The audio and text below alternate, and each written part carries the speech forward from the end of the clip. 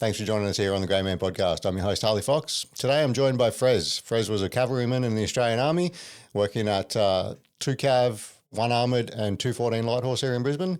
But not only that, he has had a very interesting life. As he was telling his story, I was actually thinking he was repeating my own story back to myself.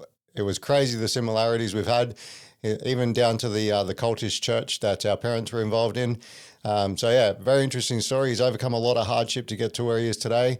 So I hope you guys enjoy listening. Thanks for being here. Thanks for watching the show. Cheers. This podcast is brought to you by BAC, Baldwin Advocacy and Claims. The Grey Man Podcast is proud to partner with Kai and his team. More about that during the show. Frez, mate, welcome. Thank you very much for having me, Harley. No worries, my pleasure. It's awesome to hear that the podcast had an impact on you and you wanted to get on and share your own story. Absolutely huge.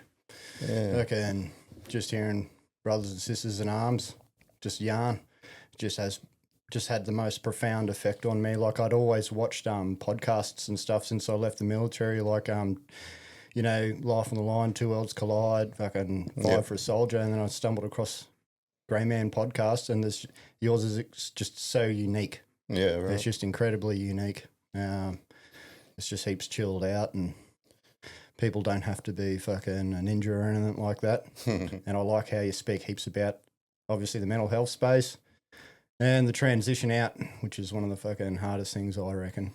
Yeah, that's definitely a key focal point is discussing that transition, how people are dealing with it, and like we were saying before, giving people that sort of pathway and showing them that they're not alone in the journey. Yeah, it's huge.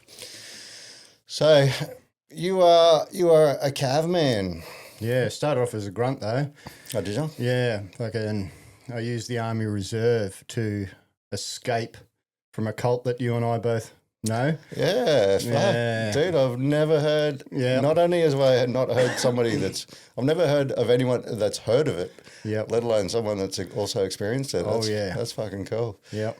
So tell me about your childhood. Where'd you grow up? Yep, so I was born in Toowoomba in Queensland, and I lived there for 5 years with my grandparents and my mother at the time after she split from my father, and he was alcoholic, addicted to drugs and into fast cars and all that crazy stuff. I don't know too much about him, although I did meet him face to face when I was 20 after I got back from Afghan, but I've just cut all that unhealthy shit out of my life.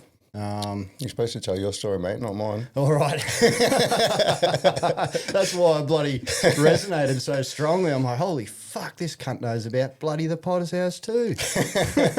Yeah, so I grew up in that. And then my mother she got addicted to that cult.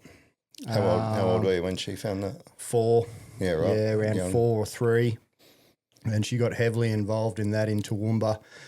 And then took us away from our grandparents to Lismore, New South Wales, after she met her next husband, I guess you could say, in the cult as well. Mm-hmm. And she left him again about 10 years, 15 years later when I was 15. So, moved to Lismore, still heavily involved in the cult in Lismore. She's currently now in the Beachboro one, where I'm sure you're familiar with, the Beachboro Potter's House in WA. Beachboro. No, not sure. No, it doesn't matter. It's the big headquarters of that fucking cult there. Okay. And so I was pretty much just getting trained to be a bloody religious arsehole, pretty much, a Pharisee, if you will. We're going down and doing the street preaching and stuff like that. Yeah, I did my first street preach when I was 13 or 14. But it was all forced and driven out of fear and manipulation. It's just like, if you don't do this, you're going to burn in hell forever, you know? And growing up as a kid, being reminded every single day that I'm going to burn in hell forever, just had a huge impact on my psyche. I had to, do a couple of mock suicide dramas and stuff like that at a house of horrors where I had one of me. Oh, I remember the house of horrors. Yeah, I was like this. I was like 15 or 14 and I had like this fake gun I had to put in my mouth and had to pretend to blow my brains out like over and over and over and over again over this week of this house of horrors. You know, they had like overdose scenes in there, torture scenes and all this crazy shit, you know. It's like the furthest thing away from, you know, what Christ should be and what love should be and all that sort of stuff. And then you read the Holy Scriptures for yourself and you realise that they're all just full of shit and they're the people that, you know. So when do you think you realised it was all? Oh, pretty early because I was sexually abused in that cult by 2 different people. Yeah, right. My brother more so. He protected me quite a lot. The emotional abuse, physical abuse, spiritual abuse, and just psychological abuse, just that constant fucking anxiety, fear, all that sort of shit. And we'd get in trouble for the smallest infractions, but I was lucky to have a big brother who protected me from most of the abuse. Yeah. Particularly the physical and sexual abuse. Who was coming after you? I can't 100% put a finger on it, but it was when we were toddlers, and a lot of it was when we were being cared for by other people in that organisation.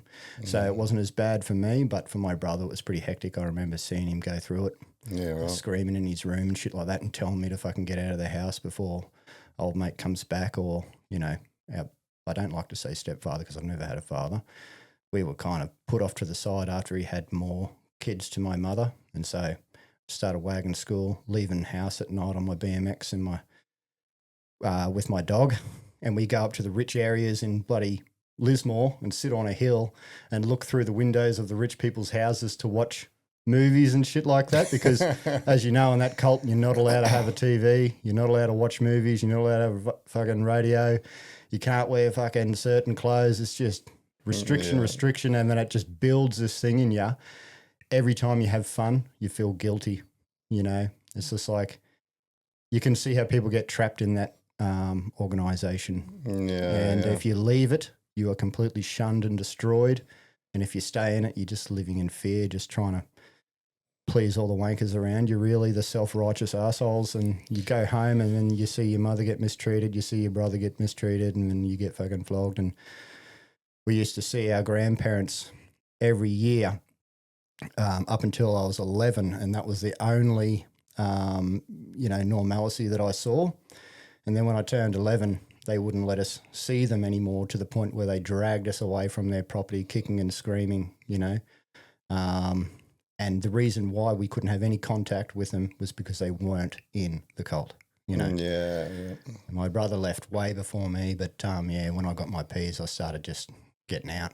Yeah, it wasn't a very like I was always, like when you said you were always scared, like so was I. I was fucking always scared of everything. Yeah. There were some good times there when we lived on the farm where I learned how to ride and all that sort of shit. Motos? Horses. Oh, yeah. I'm a fucking shit-ass motorbike rider. I fucking crash them all the time. I've got 2 quad bikes on the block at home, but yeah, not 2-wheelers for me. Yeah. Those 4-wheelers are fucking dangerous though too. Yeah. And bloody, when I went and saw me grandparents and stuff like that up until they passed away with my newfound freedom in my P's. And always wanted to bloody join the army to get out. I was always planning my escape early. I can't wait till I'm 18. I'm fucking going to do this. But got up to year 9 and bloody found out to join the infantry you only needed to pass year 9 or to fucking eat the red crown. So I fucking joined the Army Reserve because the local depot in Lismore was an infantry regiment, and I had the quals to join up. So I went down to the Lismore depot and signed up at 16 and 9 months. Oh, yeah. Yeah. So, and then 9 months.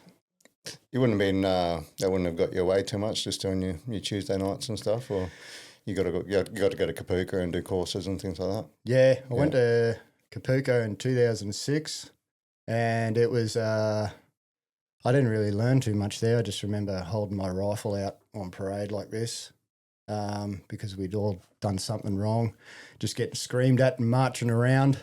I think I failed my fucking F-88 Steyr test the first time around. And then, yeah, for me as a 17-year-old at Kapooka, it was just a whirlwind of loud noises and chaos, but I fucking got through it. What was it like to be around a huge group of seemingly, normal people compared to where you come from? Yeah, it was a breath of fresh air. Like, I think a lot of the shit in the army that people get pissed off with and stuff like that didn't really affect me as much.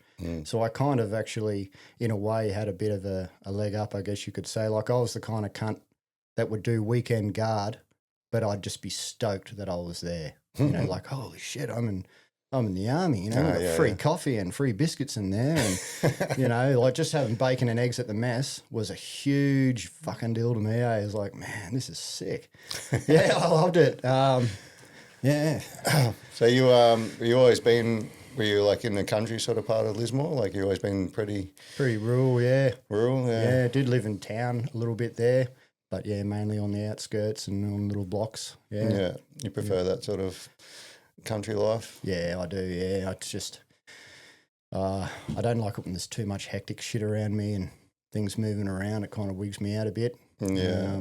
Coming in the city though, like just this morning, we had a pretty bloody good run. So yeah, nice. Yeah.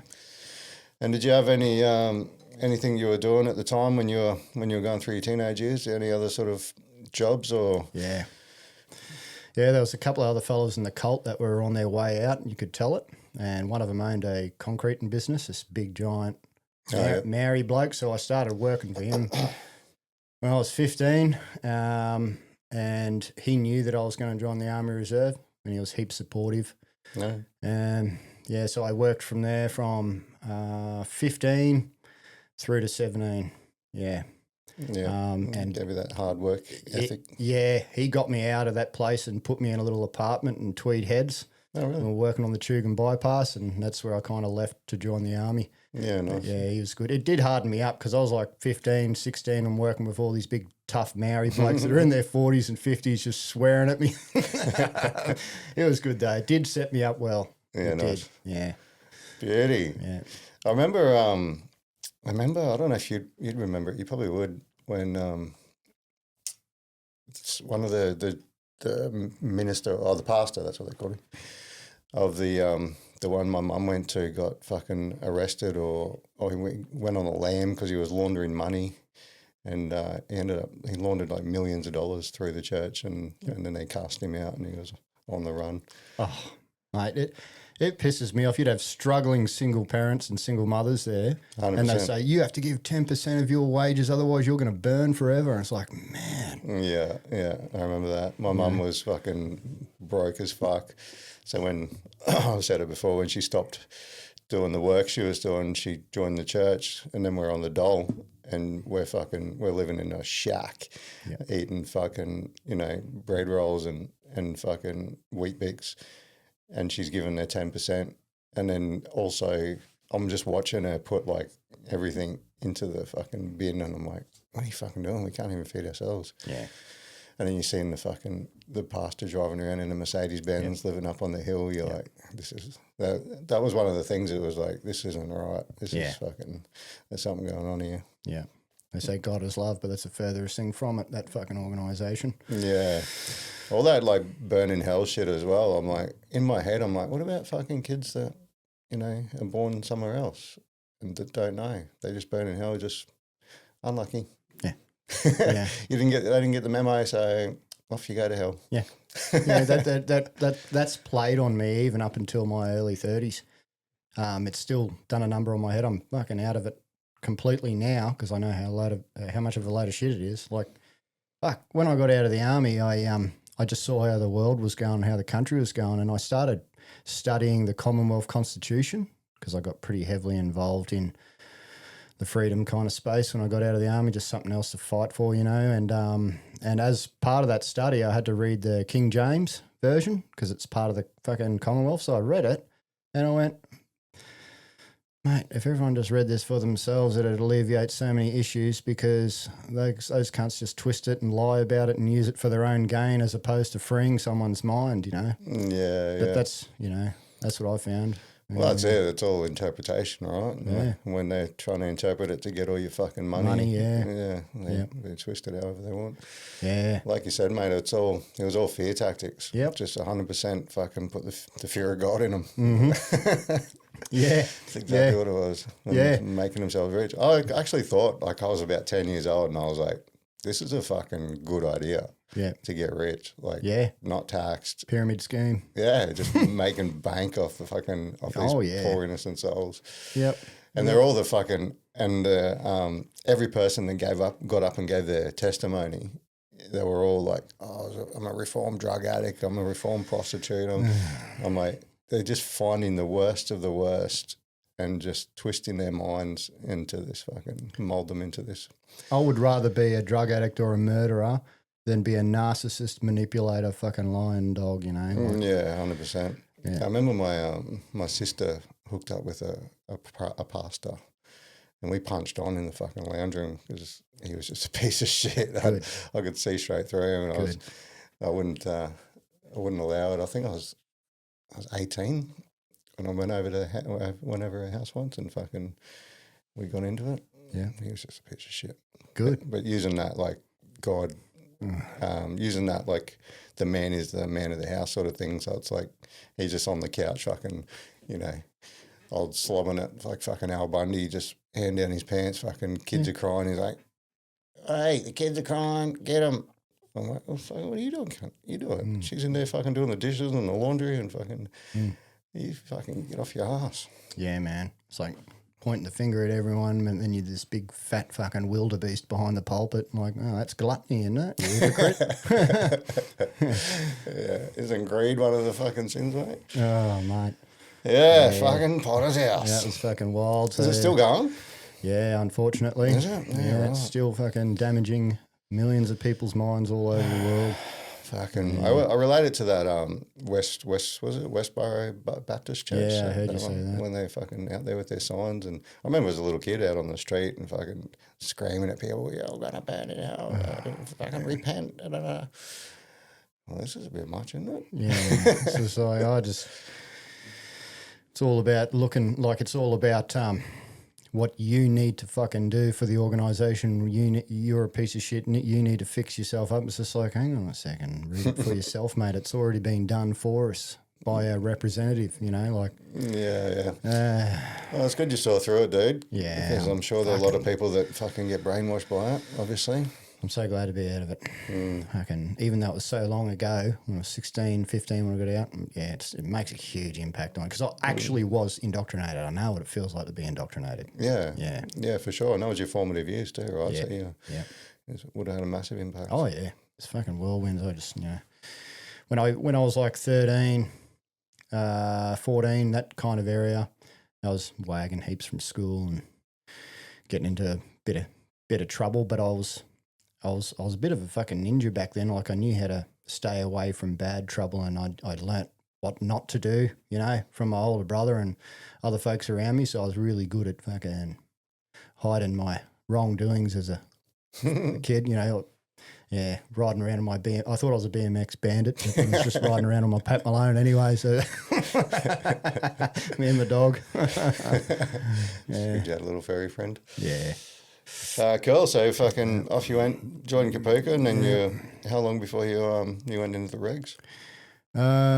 2 years. So when I got out of Kapuka, the first Tuesday night I marched into 41 RNSWR, A Company in Lismore. Did 2 years there, and then as soon as I got there, they went, "Hey mate, you got infantry IETs on in a month," and I went, "Oh, you little beauty." So I finished Kapuka, did a month as a just in the Choco regiment there, and then I went and did my infantry IETs. Like a lot of people will bag out the Chocos, but my time in the Chocos was pretty bloody good. Like my instructors on my infantry IETs, he was SAS, but on a respite posting, and he ended up being my SECO, and so it's like, oh, fuck, and I was number 2 scout, and if I didn't bloody relay the messengers the messages from number one scout or from him to the number one scout. He'd fucking peg bloody rocks at the back of my head. It was pretty cool. And our fucking comms rocks, mate. Yeah, comms rocks, yeah. And our fucking platoon sergeant, he was ex-fucking British SAS, and then we had this other angry corporal who was ex-fucking 4 RER back then. And so we got trained pretty bloody well. And as a Choco infantryman after that, I felt pretty bloody confident. And as a 17-year-old too, fully qualled up. Yeah. And then, yeah, we went and did Operation Testament for fucking... No, not Operation Testament. The first one I went on was Operation Outreach, which was a whole of government approach to the Indigenous people out in the missions and stuff like that and up in the island. So I went out to a place called Harts Range, west of Alice Springs, as an 18-year-old in this just White Fleet hire car from Norforce, and I had a Norforce interpreter next to me, and I had to drive around these child healthcare check teams and just provide, light security and comms and logistics for them and just all that sort of stuff. Yeah, right. I did that for, I think that op went for about 6 weeks or something like that. And then we went up to I think it was Tiwi Island or Crocker Island. I can't remember which one it was. And the first time I've ever been to sea on an army barge. There was no place for me to sleep in the cots. And so they made me sleep in the cabin of a strapped down hino on the deck. And we hit this bit of a fucking rough sea. And so the fucking barge would go up and then the fucking suspension on the truck would go up and I'd go up and then I'd come back down. I fucking got real crook from that one. Yeah, and then after that, we did Operation Testament, which was light security for the fucking Pope when he came to visit. Oh, yeah. And we got trained up by the police and bloody the military police as well, just for like manhandling people and throwing them down and stuff like that. Yeah. Ready Reserve course, I think it was called. And we were searching the Pope's private residence in Sydney. And we were in his actual room and we saw his slippers and his robe and all this sort of shit. We're checking like everything in the room for bugs and looking at his smoke alarm. And my mate's like, oh man, I'm fucking busting for a shit. Oh, fucking Pope's toilet's right there, mate. Fucking take a dump on it. And again, so that's your claim to fame, mate. You shat in the fucking Pope's toilet. Nicely done. In the gold toilet. Yeah, and Brendan Nelson, I think, was the Defence Minister at the time, and him and his wife were walking past the checkpoint, and I knew who he was, so I didn't fucking search him. And me fucking secco's like, go search him, cunt. I'm like, but that's fucking Brendan Nelson. I shouldn't search him. And he goes, go do your job, cunt. Go fucking search him. So went and searched him. He's like, oh, good you're doing your job. Yeah. Yeah, and that was... So that was all as a choco at 17?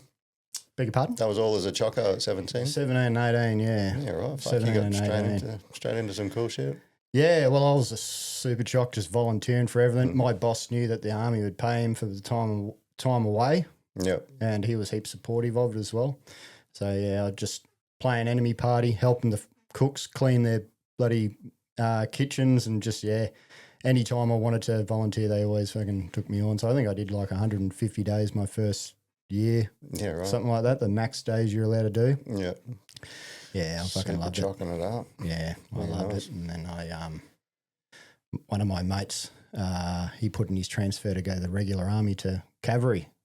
And I didn't know fucking anything. So I just copied him and put it into cav and said, oh, that's combat corps in it? Yeah, but we don't have to pack march and run around anymore, which was a load of shit. So, yeah, and it looked pretty cool, 8-wheel driving and guns and stuff like that. I fucking loved it and joined up to that. And so I just stayed around in the battalion as a regular until my IET started in 2008 off the bloody pucker. Yeah. Yeah. Off the pucker. That was a fucking wild... You were pretty already pretty green by this stage. So yeah. Knew the ropes. Kind of. It wasn't that I was fucking green or good at it. It's just because I loved it. If you love something, it's easy to do it. Yeah. I would say I was just fucking I'm sure your average. bosses loved you too if you were fucking putting your hand up for everything. Yeah.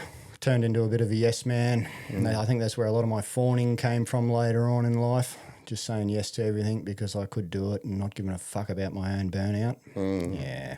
Yeah. So it's like if you do what you're told and you do a good job in the army, you get pats on the back and you're fucking good to go. And you forget about yourself. Yeah, it's hard to shake that too afterwards, isn't it? Oh yeah, big time. I'm still struggling with it now. Yeah. Yeah, but it's just one of the biggest things for me is just be cognizant of it. Knowledge is power.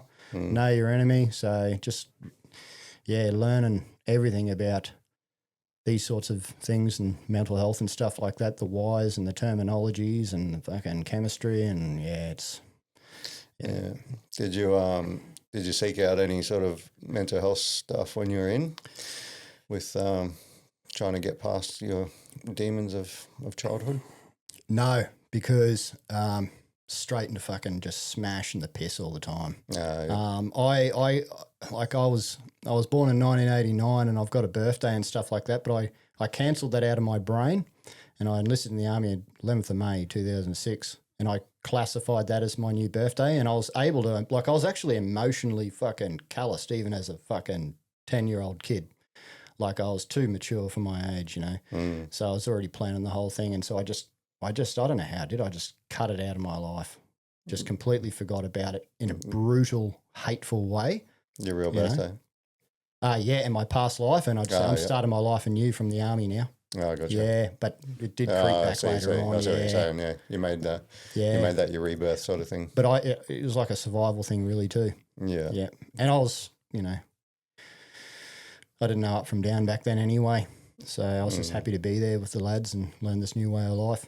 Yeah, right. With my new family. So where did you go from there? Where was your first cav posting? 2 cav up and down there, Yeah. That was fucking pretty awesome. I loved it up there. Because I was a so-called retread, I got to drive up with another bloke who was an ex-combat engineer. Oh, yeah.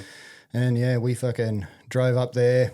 My first task when I got there was to fucking paint the boozer, the light horse boozer. So I think it's still painted in the colours that I painted it, just like Anzac fucking pictures and unit symbols and shit like that.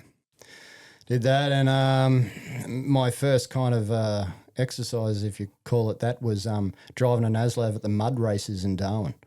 Oh, yeah. Oh, man, that was so cool. Actually, like doing the mud race? Yeah, in an ASLAV. And all the locals and that are just like, yeah! It was pretty cool. And then in between that, you'd be sitting on the ASLAV and you'd have to take the bolt out of the fucking Mag 58 because the kids would be climbing all over it, just cocking it and shooting it and cocking it and shooting it. And, did that. And, I was only in bloody 2 cav for fucking 3 months. And then they said, mate, got to go to the Monster Centre. And went to the Monster Centre and said, you cunts are going to Afghan. Oh, true. Yeah, MRTF too. But I didn't fucking, I was pretty naive when I went in. I knew about Timor and stuff like that, but I wasn't joining because of September 11th or the Bali bombings or anything. I was just joining it because I wanted to be in the army and serve my country, but escape from that old life as well. Yeah, yeah. And I did not expect that at all. Yeah. So we go heading overseas? Yeah. Yeah, really? So I did not expect it.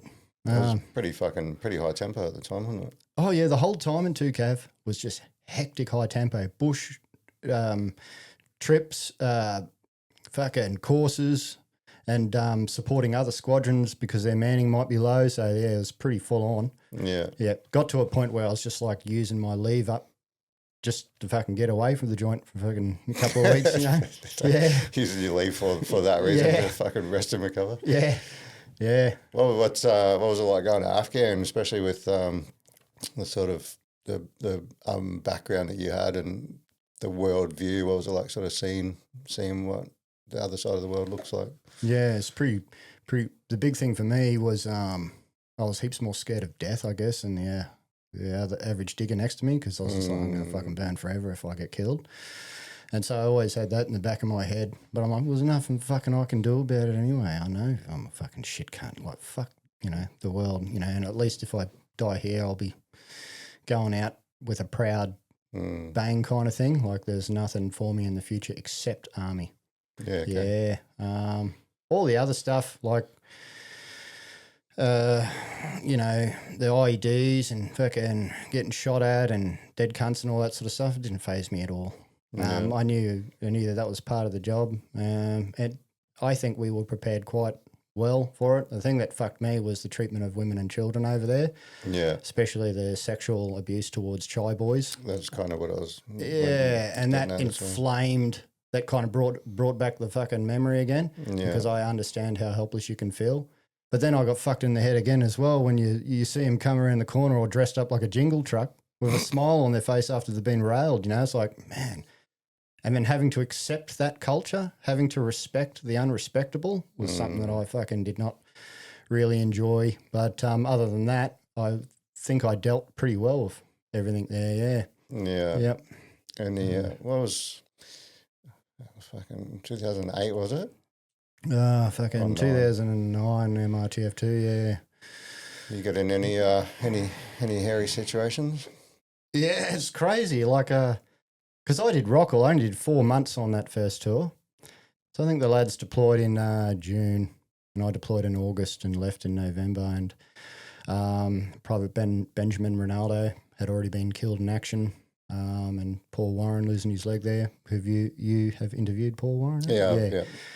Yeah, and just hearing about that before we ripped in was a big fucking wake up cunt, this is on. And when we got there, first nursery patrol, I fucking don't know if I drove over the IED or just missed it, but it was a couple of PMVs in front of me. I was driving an ASLAV, another PMV behind me, and it's just like the sun's in your face, the dust is in your face through the periscopes, and the crew's going, stay on the fucking tracks, cunt. Oh, I can't fucking see the tracks. You Jedi powers. All right. And then, fuck. And then all of a sudden it was like, boom. And bloody, my mate who was in the bat wing, he's like, fucking ID. And I'm like, yeah, I'm pretty sure that was a fucking ID. And it was the PMV behind me got fucking crumped.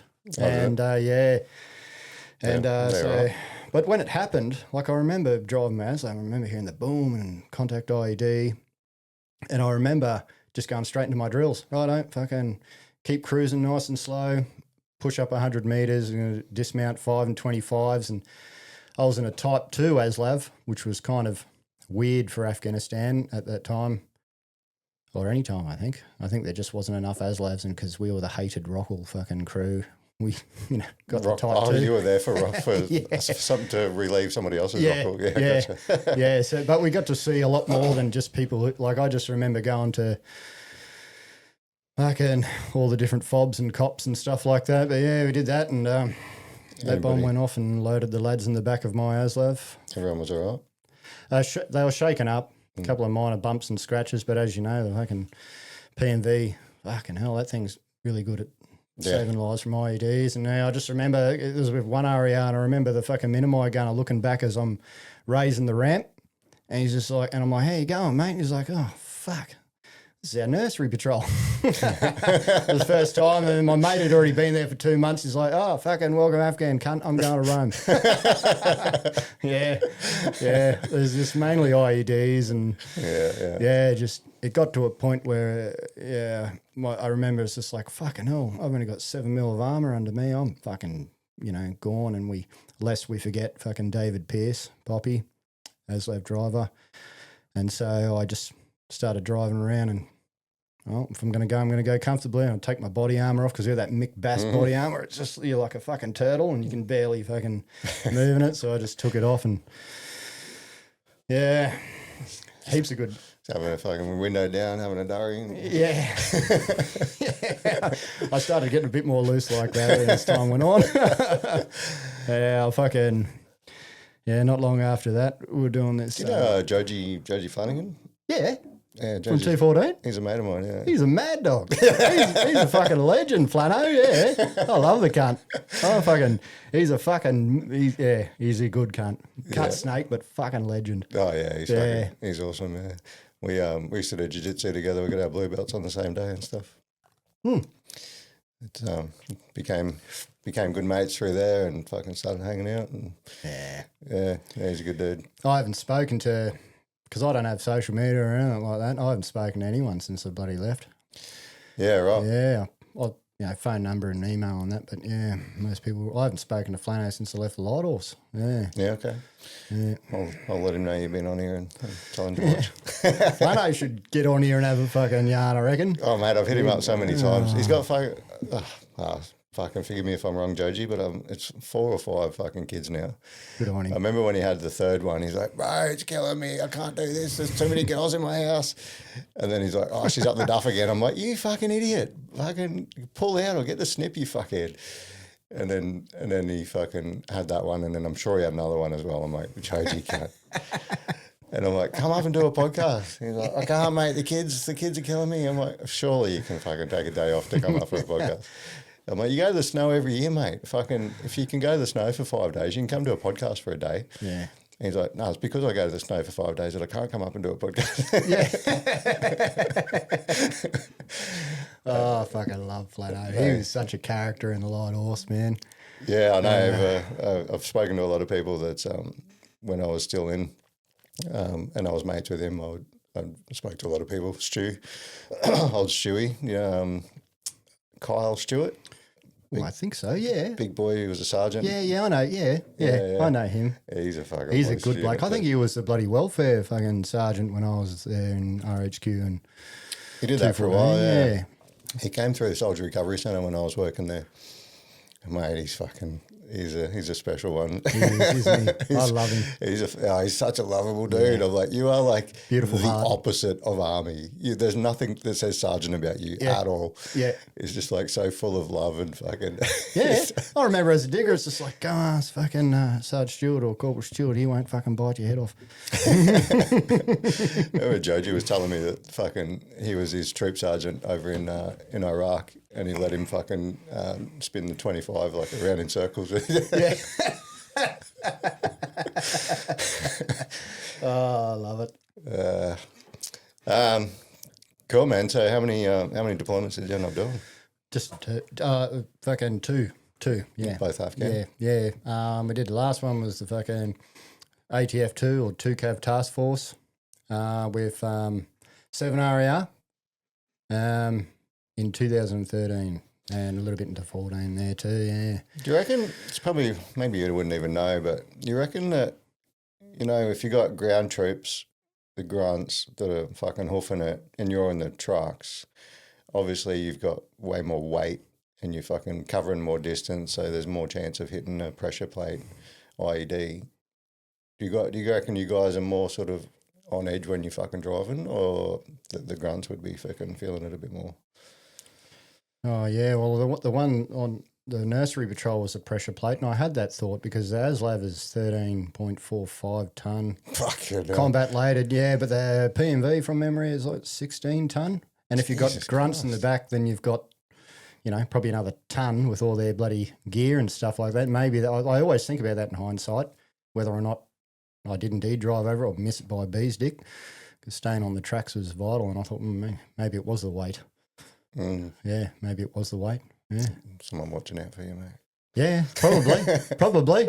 Fuck, Yeah, I fucking wouldn't put it past that. Like, there's so many crazy things like that have happened. I can't put down a luck. Maybe you could. Maybe I'm just so spiritually luck, fucked in the head. I just think everything's a fairy and everything's a fucking myth, and yeah. If you've ever had to lodge a DVA claim, you know how it can feel like a full-time job. Between the endless paperwork, the complex fine print, and trying to navigate the bureaucracy, the system can completely wear you down. That is exactly why we've partnered with Kai Baldwin and the team at BAC, Baldwin Advocacy and Claims. Kai and his team are professional advocates. Their entire job is to step into your shoes, take over the communication with DVA, and ensure you actually get the support and outcomes you're entitled to. You don't have to stress over the jargon or spend months fighting the system on your own. BAC handles the heavy lifting from start to finish. What I respect most about Kai is his straightforward approach. BAC operates on a completely fixed fee. There's no hidden percentages, no guessing games, and they have strict ethical standards built into how they operate. I want you to know I don't take this recommendation lightly. I truly believe Kai has your back. You don't have to navigate the DVA system alone. Let the professionals handle it. Head over to baldwinclaims.com.au and see how Kai and the BAC team can help. Back to the show. So how are you going with the deployments and stuff? Did you come back pretty cooked, or you just doing your job, felt pretty good, or how on the first one, it was like, because everyone in 2Cav that you looked up to, they'd all done like a million fucking Iraq, Timor, Afghan trips. They're all raging alcoholics. They're all fucking angry cunts in the build-up season, and everyone's hot and sweaty, and it's just like, oh, good. It was good to get that under my belt and get back to the regiment as being someone who'd who deployed with the regiment and kind of got treated a little bit better because the 2 Cav regiment was extremely fucking reggy and... Otherwise you're just a fucking lid that doesn't know anything. Yeah, pretty much. That's what they treated you like, yeah. Cav's got a fucking reputation for some hard-ass PT in downtime. Yeah, where you spew up. Well, you're doing a big base run and the fucking jack cunt up the front does an AGB because you've been on the fucking rumbos all night and everyone's copping it down the end of the fucking... We used to have this thing called trooper rope and it was just this big, long, thick ship's rope or something like that. And we'd all have to hold on to it and not let it touch the bottom of the pool or not let it touch the grass and just do crazy... Like, I swear the Army are the only fucking people who carry a boat in water. Like, you should be in it and then the boat should be on the water. Nah. Yeah, the old berthing ropes. Big berther, we used to call our rope in fucking PT in the Navy. You got to fucking hold the big berthing rope up. It was like that fucking thick. Oh, no, we had fucking like actual ship's berthing ropes. They're big. Oh, bloody hell. Fucking hell. Yeah. Bloody couldn't use that for a toggle rope, could you? Yeah. So yeah, how was it? How was it coming back? Yeah, come back from Afghan, bloody the first time, had me 4 weeks off, and it was fine because I was on the piss with the lads. I just went home and saw my brother in prison, visited him in prison. He sort of went down a dark path after his childhood. Yeah, he did 13 years all up, and and he turned into a pretty fucking hardcore criminal, 1%er and all that.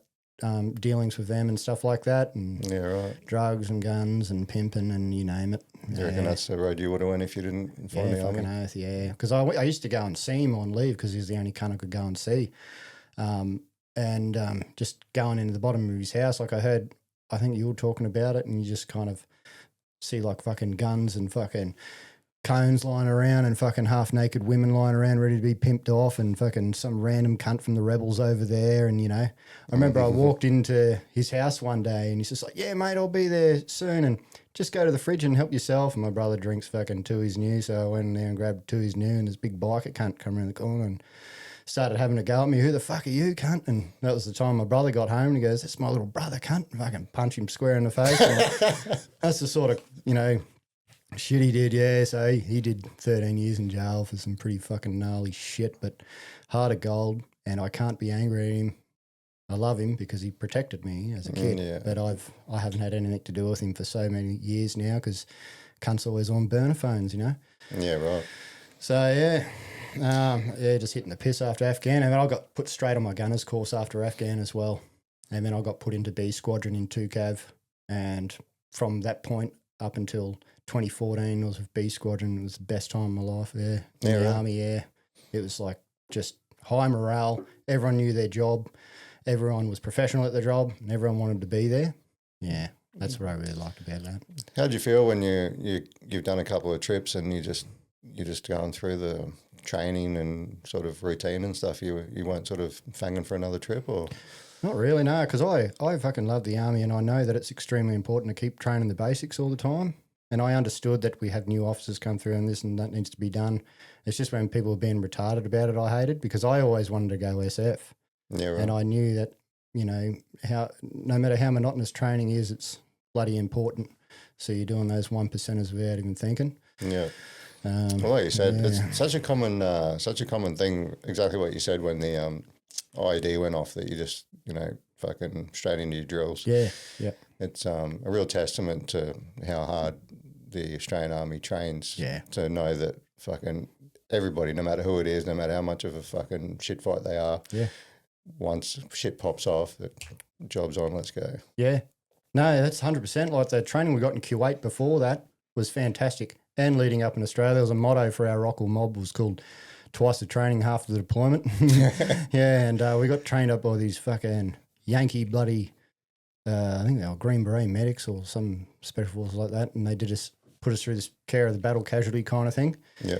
And it was fucking awesome first aid training, like dummies with hoses in them, spitting out fake blood and shit like that. And one of us had to do the tourniquet, one of us had to do the 9-liner, and someone else had to do the atmist. And yeah, they trained us pretty bloody well. But I was 20 when I went over. obeyed everything. I sucked, every fucking minute bit of information I could into me and just followed all the senior digs. Yeah. Nice. Yeah. So how long did you end up staying in? 14 years and 8 months. Yeah. Yeah, I did all up. So 2 years chocos, 12 years in the fucking regs, yeah. Yeah. Yep. And then obviously you got a bit of rank and moved into those positions of seniority. Yeah, but I didn't even want rank. Like the first time I got put on JLC or Sub 1, I asked to have an appointment with the Fox, which is what we call Squadron Sergeant Major in Armoured Corps, or Cavalry rather. And I said, "Sir, I don't want to do bloody Sub 1. I don't want to be a corporal. I just want to be a digger gunner for life." Because being a cavalry ASLAV gunner is the fucking best job in the fucking world, I reckon. Yeah, so he goes, "Righto, mate," but he put me on the one 3 months after that, and I think because I didn't put myself on that course, I got sent out bush supporting one of the other squadrons as a gunner, but I got some more gun time, so I enjoyed it anyway. Like a lot of the normal shit that other soldiers would whinge about and stuff like that, I really didn't give a fuck. Like I just loved being there. Like it's pretty fucking deranged. Like, yeah, we need fucking people to go and be a dish pig. But the RSM will give you a free carton of piss at the end of it. I'm like, yep, I'll do it. Just fucking hell, Frez, you weird cunt. You kind of have the same vibe as Joji as well. I remember talking to him and I was like, I can't imagine you being a full track cunt and screaming at your troops. And he's like, "Dude, I hated it. Yeah. I'm such one of the boys that worst thing you get told when you get your first stripe or your mates come up to you, "You fucking changed, Frez." No. Yeah. No, I went and did fucking JLC. Yeah, but we were lucky I didn't have to go down to fucking Wonko and Nungas or anything like that. We got to do one up in Darwin at the Wonko wing up in Darwin. Oh. So, yeah, the whole time there's drill and Defence Force Discipline Act and safety soup and all that sort of shit. I was pissed as a nit the whole time. Like I heard someone else on your podcast say that they shat themselves or was pissed when they were given their drill lesson to their fucking syndicate. I can't remember. Yeah, well, the same thing happened to me as well. We all fucking got on it in Mitchell Street the night before, just smashing rums and beers, and we rocked up the next day and, yep, you've got your drill lesson on, your revision drill lesson on. I'm like, fucking hell, and given commands and did a bit of a shart, and I was like, had to stop the drill and go and clean myself up. And I was like, man, you are a piece of shit. Fucking, you're supposed to be a junior leader. And there was a couple of fucking sass cats on the course, and just listening to them fucking gob off was so funny. Like one of them said, "Oh, mate, I'd rather be on fucking resistance to interrogation training than this. I want to rip my eyes out." But yeah, got through it. I don't know how I got through it. JLC. Fuck, yeah. SAS do fucking regular Army JLC. Yeah. And commandos, yeah, you'll see them there. With their slouch hats on. They have to do the sub ones as well for sergeant. Yep. The all corps courses, yeah. Yeah, right. Yep. That'd be pretty funny having fucking a couple of SAS guys and a couple of fucking admin clerks. And yeah. Well, it was complete polar opposite. Yeah, it was the same on Sub 1 for Snake as well. In Canungra, they had a couple of SAS cunts on there. And it was good. You just watch them and they're just like, oh, just got to get through this for the tick in the box kind of thing. But yeah, you watch them really closely because you want to emulate as much as you can from them because they are the fucking, the pinnacle of defence. Yeah. They sure are. Yeah. I remember one of my mates told me on his JLC, he was, can't remember, it might have been Canungra, but they set up their harbour and they put their perimeter out. They're like, if you get outside the perimeter and you get lost, if you're going for a piss or something, wait a minute, call for help. If no one finds you, fire a fucking blank up in the air. And some dude got lost. But he didn't even leave the perimeter. He was in the middle of the harbour. Yeah, and he's standing in the middle, going, "Help, help!" And he started firing blanks in the middle of the harbour. Oh, that's so funny. Oh, man. He definitely wasn't. He wouldn't have lived that down for a while. He definitely wasn't from SAS. Oh fuck! You know when you put your bloody hide in, we call them hides in cav, not hide, like a harbour, but fucking for cavalry. If you want to do a fucking good cam and concealment lesson, fucking go and take a shit outside of the bloody hide and try and hide from your mates so they don't come over and kick your ET from under you and throw shit on you. It's like you'd be taking a shit and you'd be looking through the bloody woods, you know, like scanning like this. Scan from right to left because we read from left to right, so scan right to left. You know, you won't fucking miss them. You'll see your mates fucking stalking through the scrub. I remember one of them came over to me and I just fucking, fuck you, cunt, I'll throw this at you like a monkey. Yeah, man, I just love those shenanigans with the lads. Like, probably going off rails a bit now, but yeah, there's some good stories like that I remember. You know, the real funny things like we branded one of our mates with a fucking hot with a hot iron. Yeah, we all held him down. We'd been out bush for like fucking 3 months on Talisman Sabre or Hamel, I can't remember what it was, and everyone was pretty tired because we do reverse cycle ops heaps in camp. We're just working at night and rest during the day, but you're never resting during the day. You're cleaning gaps. You get fucked around by some idiot. And if you work all night, I'll give you the day off. Yeah. Well, we held him down and what was his nickname? Spick, because he looked like a fucking, I don't know what the PC levels are like on this. But yeah, that was his nickname, Spick. We talk about that all the time. Racism is part of the dark humour. Yeah, I'll just unleash. We called him Spick because he looked like a Mexican, but he was one of the lads. You know, he loved. You know, we held him down. We branded him. Yeah, 2K rules on his bloody ass, and he was screaming. And then we'd been out bush for consensually, of course. Yeah, consensually. Yeah, and then and then I think it got infected and healed, and when it healed in the shape of a cock of balls. Perfect. Oh yeah, he was fucking good cunt though. What was it originally? Did you use a coat hanger or something? Yeah. Yeah, I think it was like a bit of wire from some tire wire from one of the stores. Oh, yeah. Yeah, and we just heated it up. What were you trying to make? That's what we intended to do. Cock the shape and of 2Cav. Oh, no, yeah. So yeah, 2Cav turned into a cock and balls. Right. Yeah, that was good. What about deployment? Any memorable moments over there? Yeah, quite a few. One of the IEDs is the biggest thing on MRTF2 for us. Any fucking shenanigans? Oh yeah. I'm just trying to I remember the one RER lads would just get into these big fucking fights, like play fights, but it'd get full on where they'd lift each other up and slam each other into fucking tables and break the tables. You know, you're doing hectic shit, so you got to do hectic shit to blow off steam kind of thing. Yeah. We had this thing called the fucking the cock of TK, and it was this big fucking suction pad fisted dildo. And it would just make random appearances throughout all the combat teams. And what do we call it? The fist of CK, yeah. And we suctioned it onto the trim vane of one of the ASLAVs, and you could just see it driving around and patrol with this big fucking fist swinging around. Anyways, we're up at the range in TK, and one of the 25 mils malfunctioned. And so we got one of the fucking Ramey cunts up there to inspect it, one of the fitter armourers. And we're like, let's fuck him. And one of the boys put the bloody dildo right up into the fucking breech and put the receiver back on and all that sort of shit. And he spent about fucking half an hour in there sweating his ass off and swearing and cutting his hands to ribbons. And then he finally pulls out this big fucking dildo out of the breech, and we're like, run.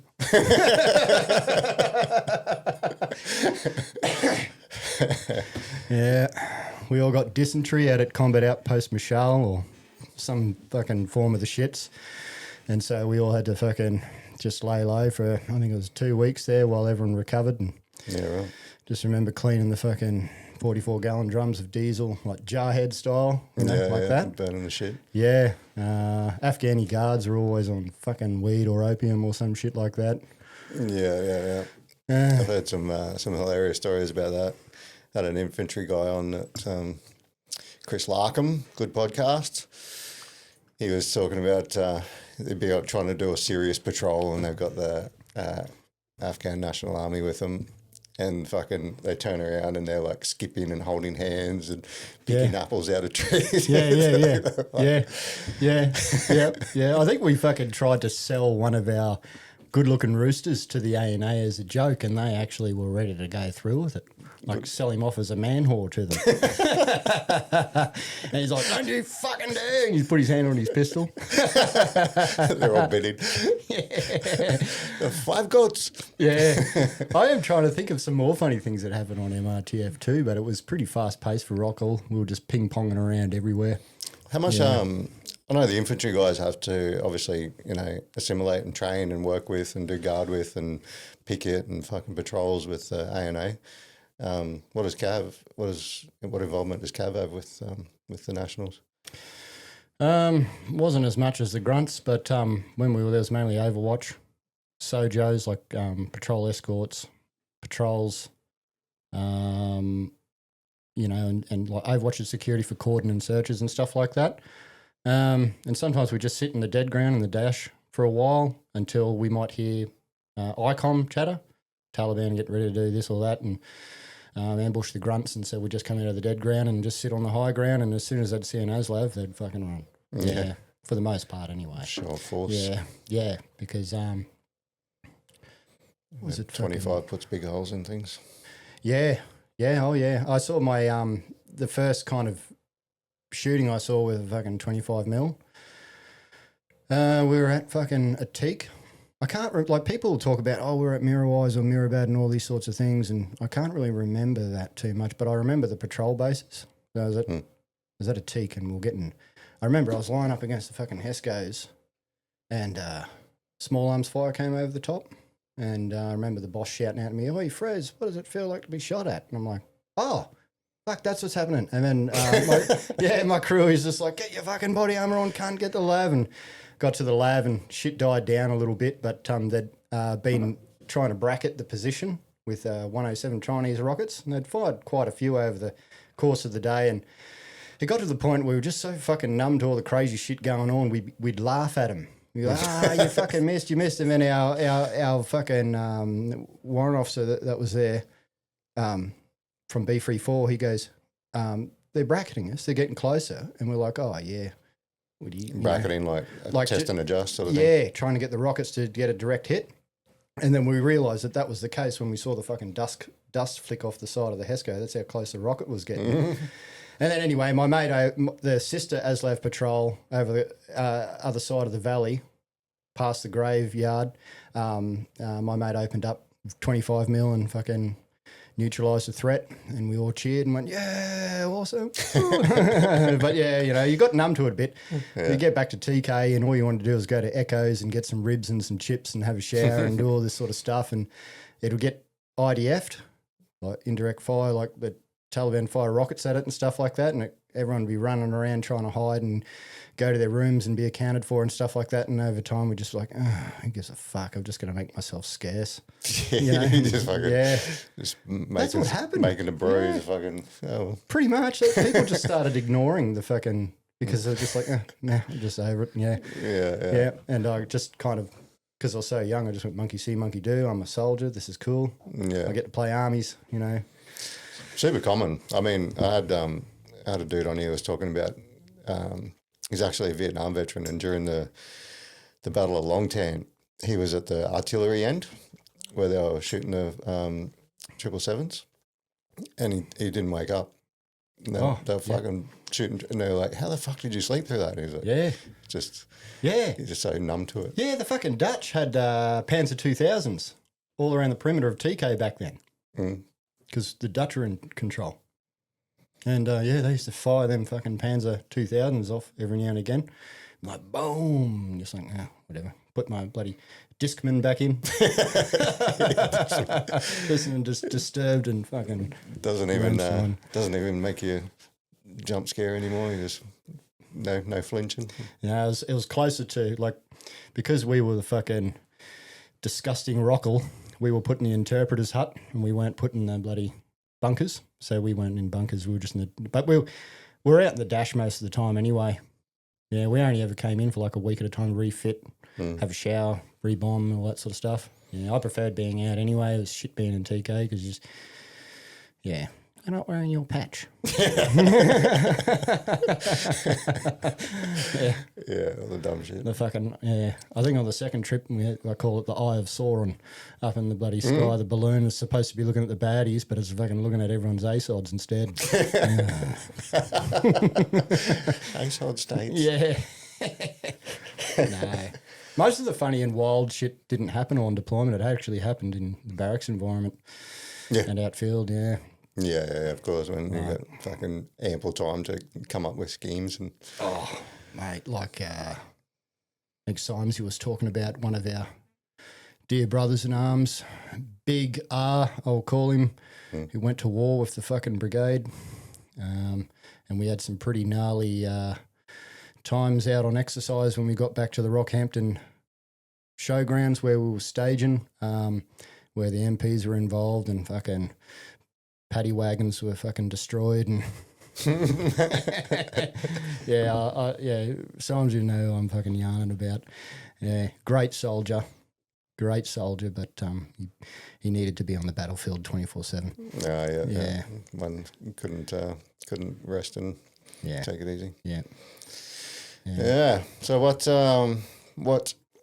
sort of you were talking before about you were fully intending on like, you know, you rebirthed into the army and that was going to be your life and born into the army and then do that forever. What's sort of instigated the feeling that you needed to leave? I got medically discharged. Okay. Yeah, I got medically discharged on my last posting in RMC. I attempted suicide, my second attempt at suicide. Tried to hang myself. And from there, I just opened arms and they said, yep, we're sending you to the fucking RMC fucking hospital, and then got medically discharged from there. Yeah, but I did not want to be medically discharged. Like, I had a plan to do my time in Cav, and then I was like, well, I had to transfer him to go to the Air Force as a plan operator, because by that time I knew that I wasn't cut out for special forces, even though I'd trained like 3 times for it. But it's good fitness anyway, I suppose. Yeah. Come out on the piss with us, mate. No, I'm doing a fucking 3 million K pack march instead. Yeah, man. So what led to the decline then? Well, I think it was an accumulation of everything. The high tempo of work. I was like, especially when I got to the 2nd 14th Light Horse, I got made up to a sergeant, and I had just left my posting at Kapuka as an RI, and fucking I got put into squadron headquarters, keen officers, you know.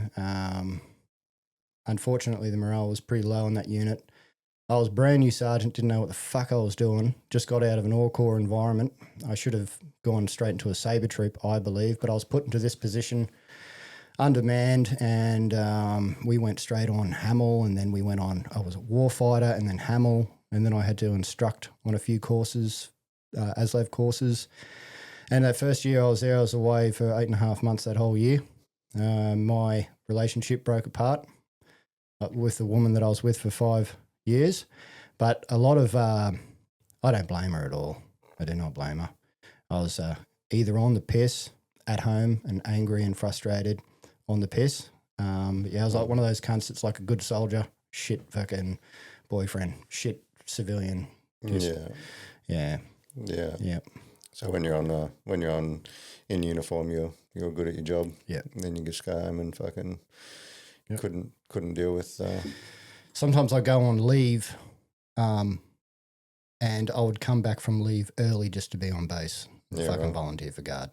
Yeah, right. Because I'd know where else to fucking go. I'd be the only cunt in the mess, you know, like. It's so weird. But yeah, I did that, and I'm like, hurry up, fucking get back to work, lads. I want to fucking, you know. And so yeah, it's a bit pathetic, but that's how it was. Yeah. So and it just got worse and worse, I take it. Yeah, it got worse and worse, and because it was a lot of a build up of trauma, and also a compounding of the I got pretty fucking shocked and sickened when I saw the treatment of women and children in Afghanistan. Afghanistan, I kind of knew what I was in for, but then I just saw how accepted it was by their culture over there. It really fucking did a number on me, and it brought back those feelings of helplessness and fear as a young child. And then And then coupled with my alcoholism, coupled with fucking, I was just getting fucking smashed at work non-stop. The tempo, burnout,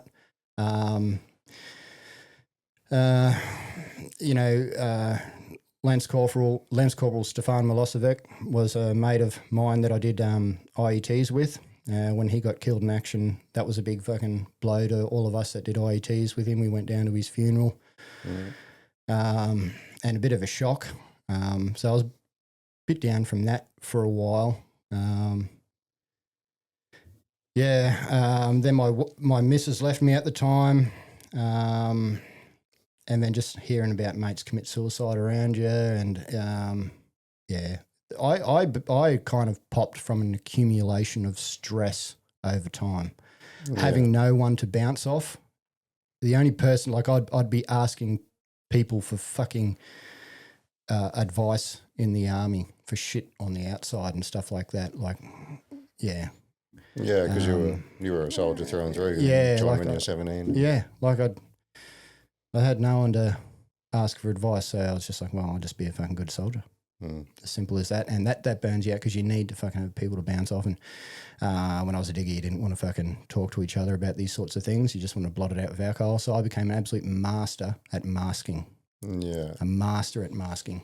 But then it's getting harder and harder as it starts boiling up. Yep.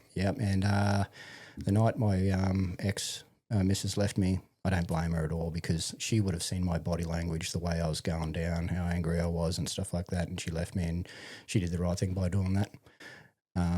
Hope she's going well wherever she is. And when she left me that night, I fucking tried to kill myself. Told the fucking Fox, and he said, come into work the next day. Came into work the next day, no weapons, mech downgraded.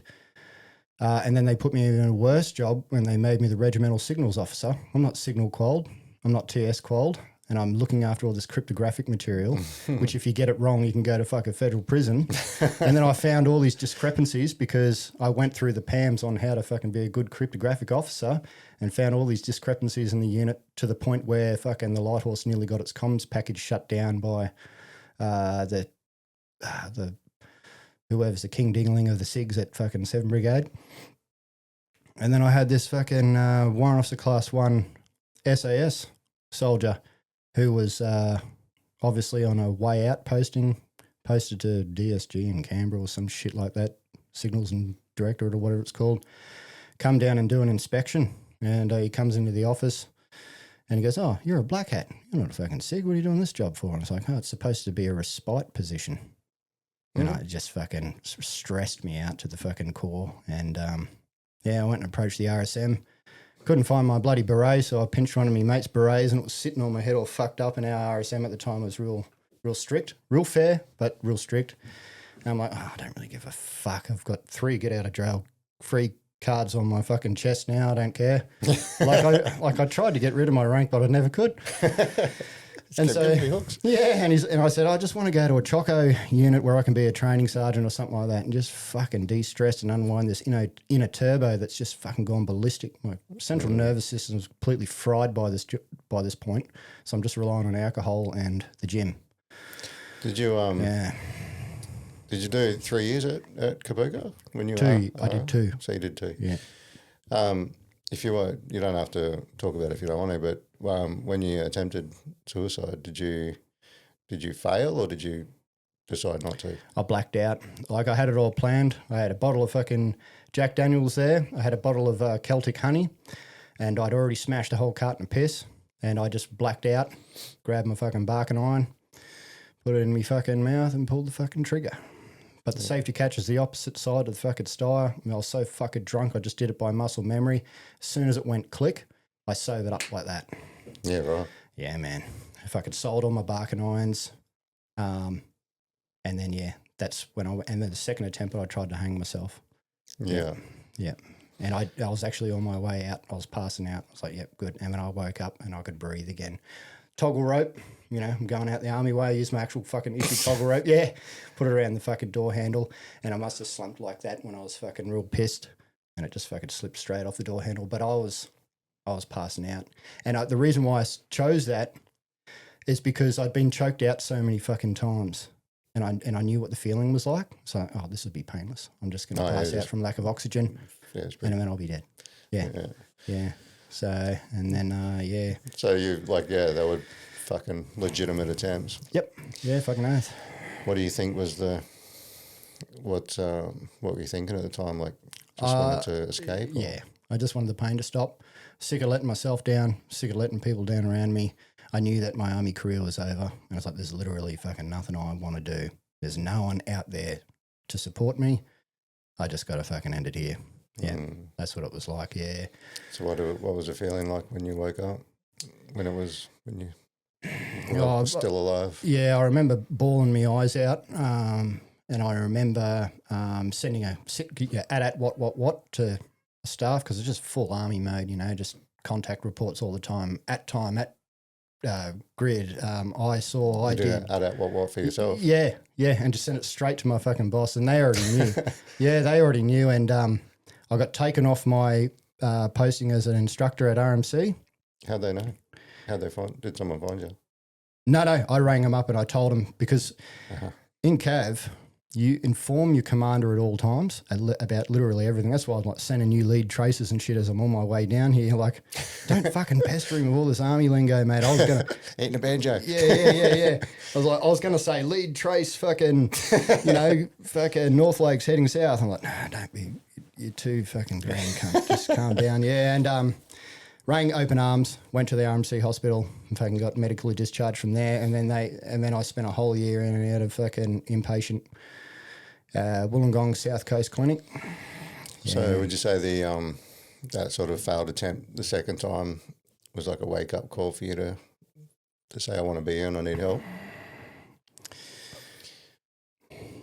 Yeah, I don't really know. I was kind of just ticking the boxes kind of thing.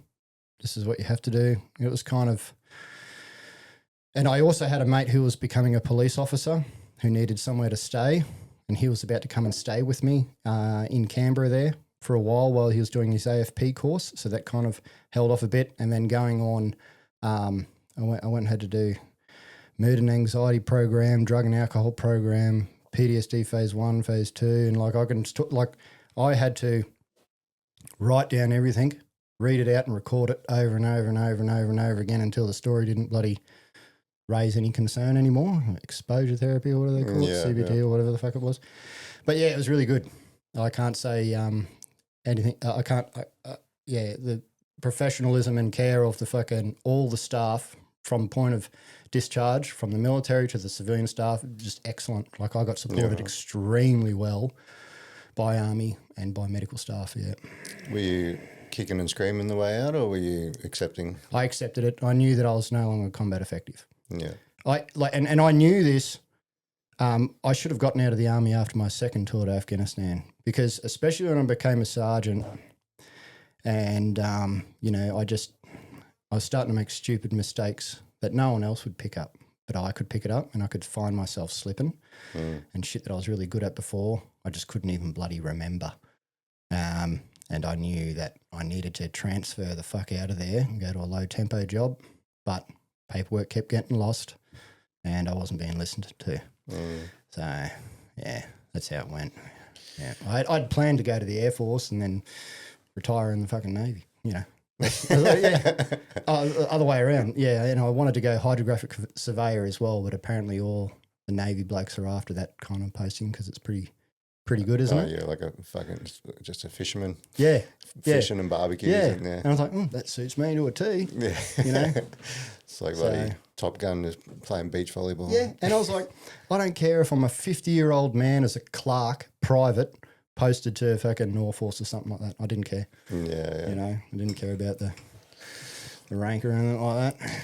So you did your 12 months of rehab. So that was part of your transition, I take it. Yeah. And then you got out. Yeah, I got out. So what was the? We're talking about obviously the conversations we have about transition and getting through that. What was that transition like for you when you knew that you weren't going to put the uniform on again? Yeah, it was fucking brutal. The hardest thing ever was leaving the army, because it's like my other family's gone now.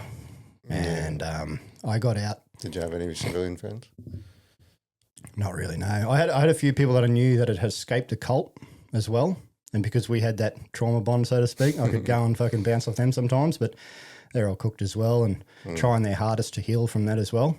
But yeah, I got out of that, and I got out just before the fucking jab came in 2020, 2021. Oh, yeah. So I got out in 2020, and they said they're shutting the Queensland borders down. You can't get home. So I asked if I could leave a bit early, and they said, yep.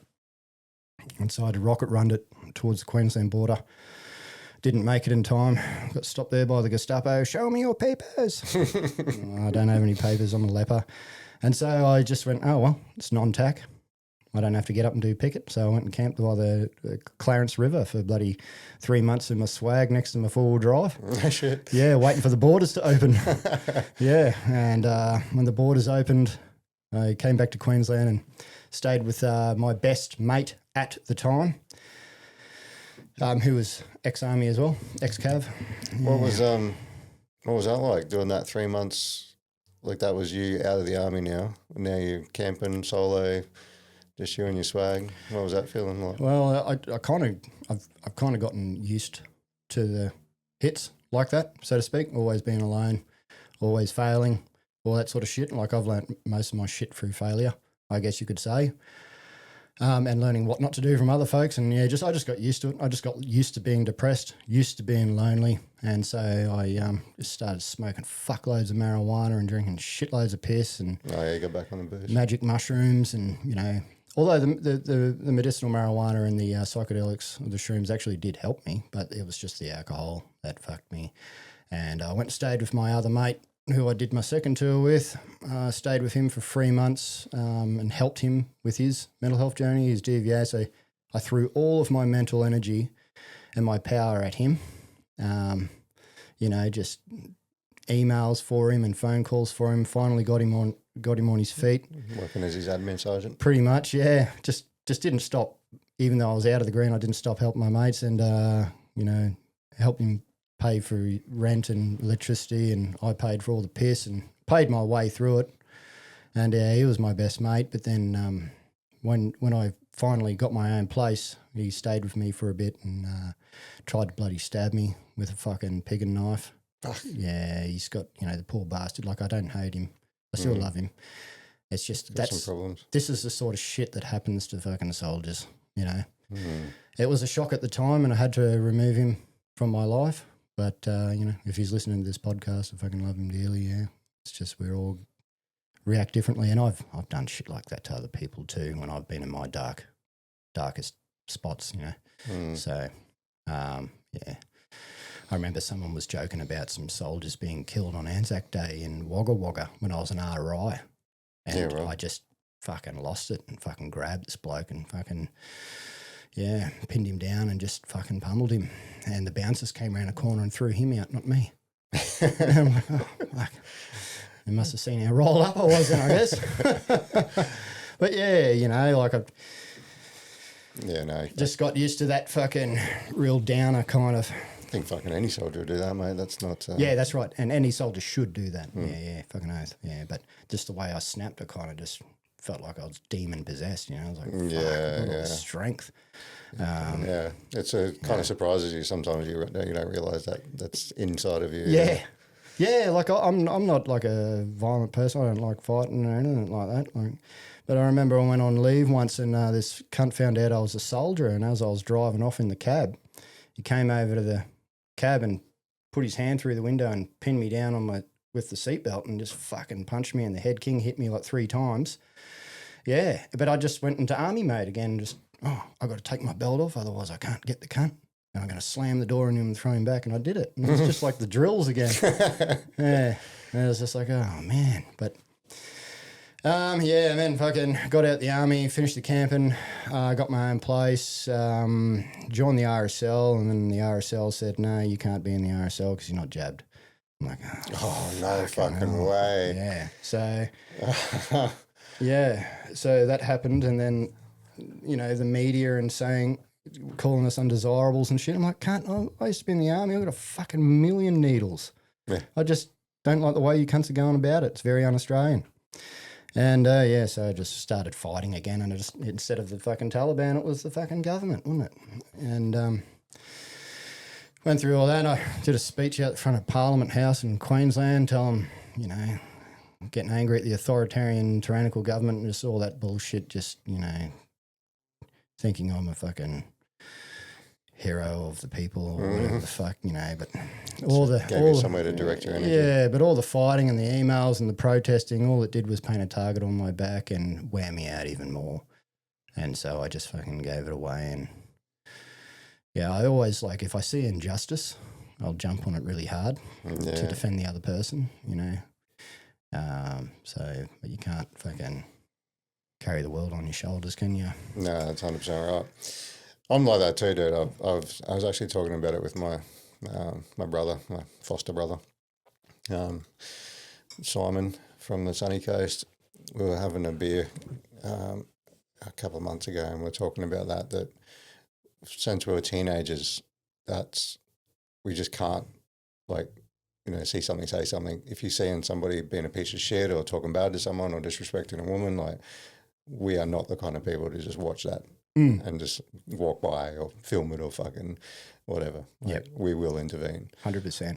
Yeah. 100%.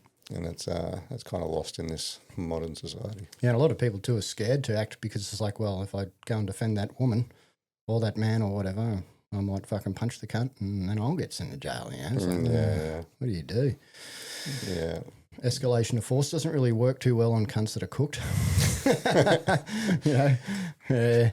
Again, so I got into that and fucking when all the dust settled and all that sort of shit, I moved further out into the bush because I'm like, society doesn't fucking want me. I can't even have a fucking cappuccino down the fucking shop anymore. So, like, I thought I was fighting for freedom.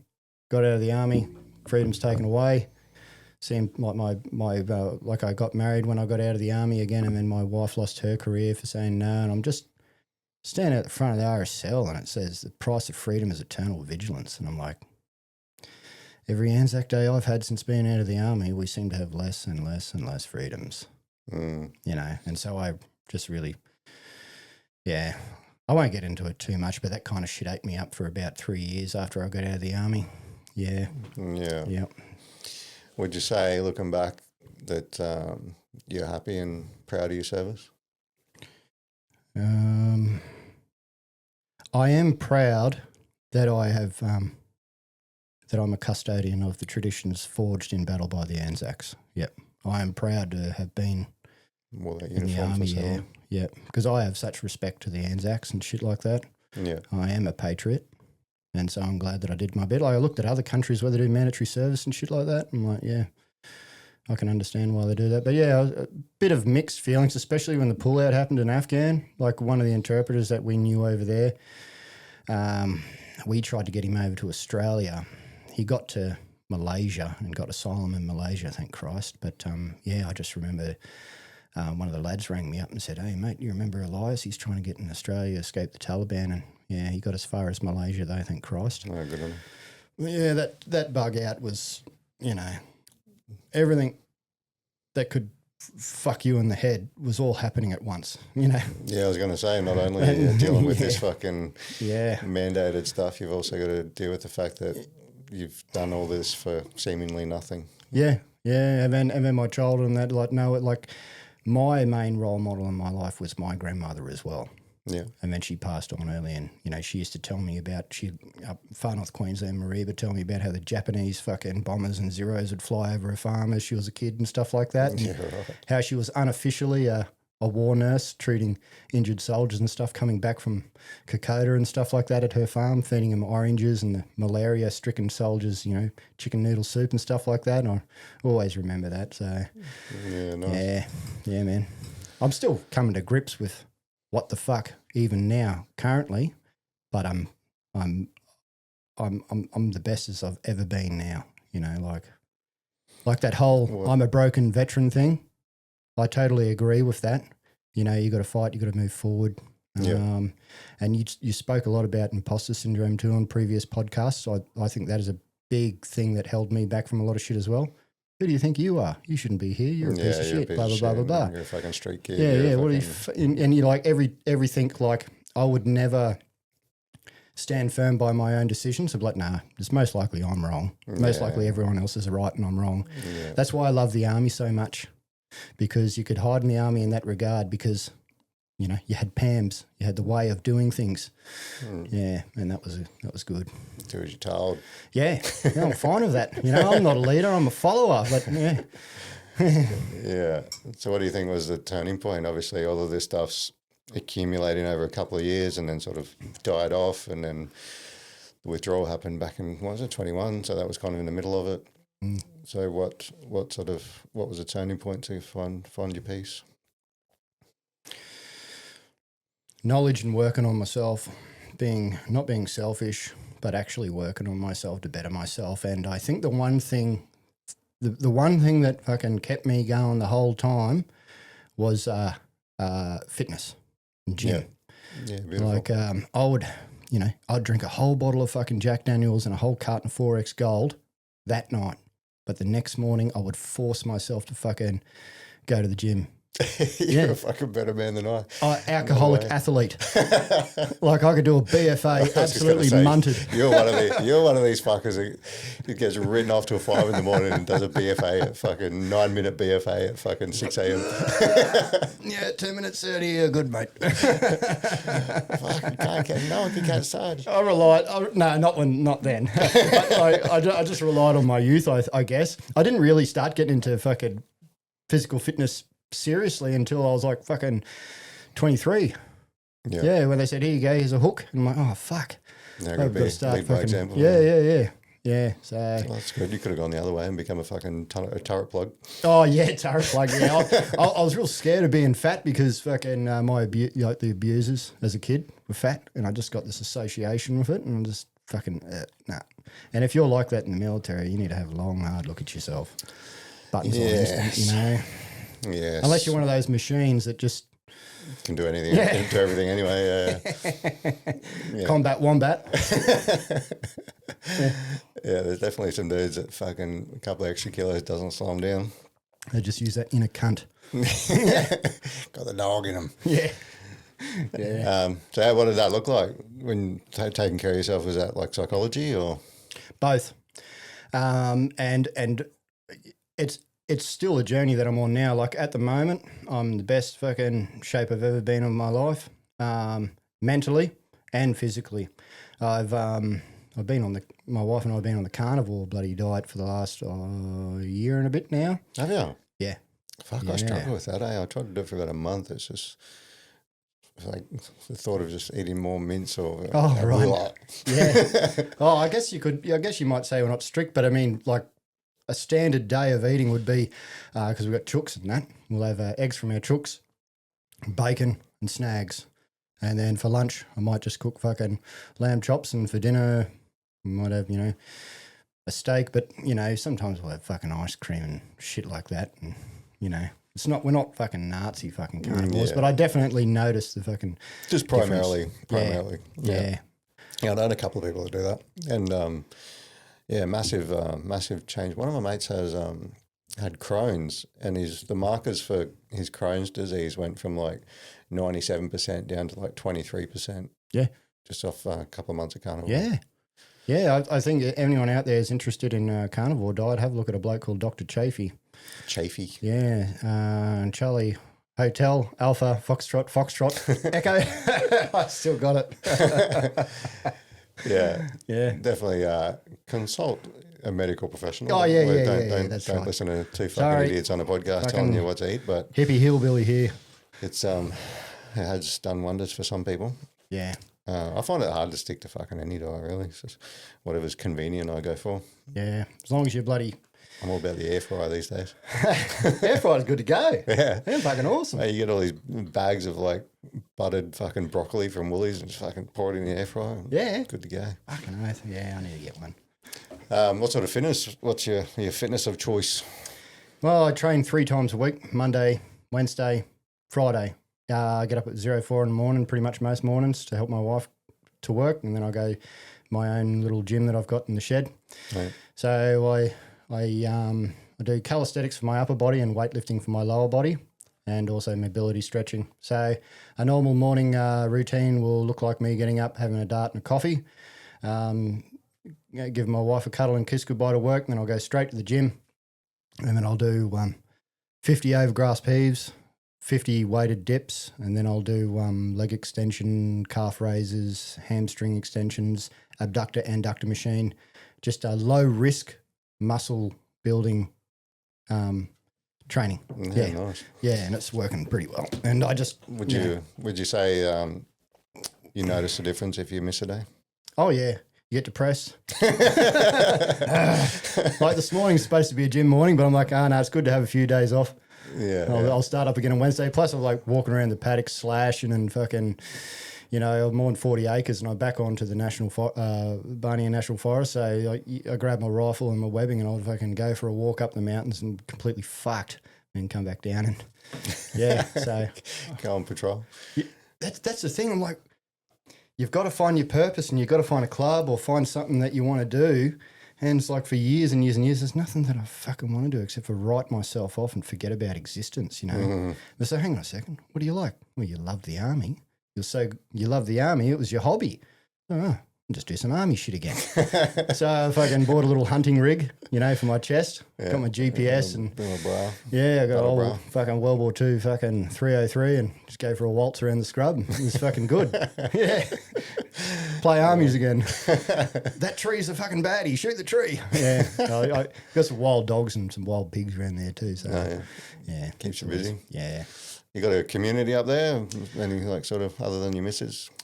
Only just starting to get into it now. Yeah, I've met a bloke up there, X2 command. Like I joined the local RSL up there as well, and then I got run out by two of them. One of them accused me wrongfully and dobbed me into the coppers for being intimidating. But I was just talking loudly to him because he's a deaf fucking artilleryman. And then I got. Last Anzac Day, I went to the Anzac Day, just ignorant old fucking cunts, that just believe everything Channel 7 says. And came over to me and, grabbed me by the fucking beard and flipped my beard up and flipped my gongs and said, "What's this? You should be over with us." And I said, "No, mate, I just want to stand here with the Australians." I was standing next to two commando fella. And completely flipped out. I was going to fucking deck him, but because he's too old, I fucking walked off and so... Yeah, I've been bitten 3 times now by them cunts. So I just giving you shit for not standing over on where they were standing. Yeah, but I didn't want to stand with them because they're just...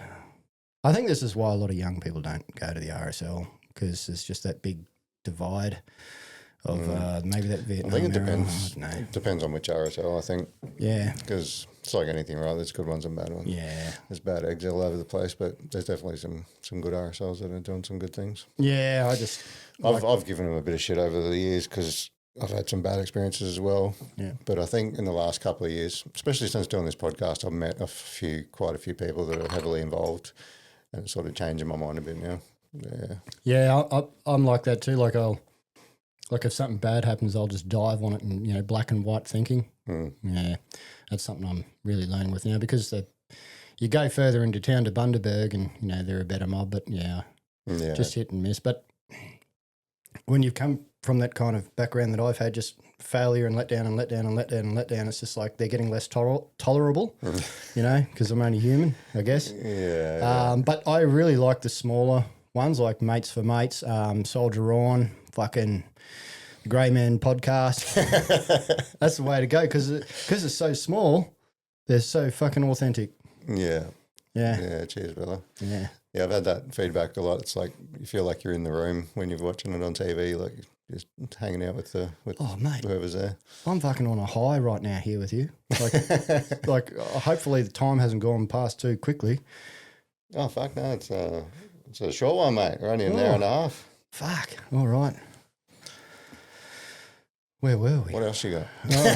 Yeah, well, I might talk about this other fucking thing that popped in my brain before when you were talking about Afghan, the IEDs and MRTF2. I remember I was that when I spoke about the nursery patrol, but I was leading a fucking patrol in the ASLAV up this feature and we were about to put in a hide for the night, and my accelerator cable snapped in my ASLAV, and I knew what it was because we get taught pretty well how to look after the ASLAV, you know.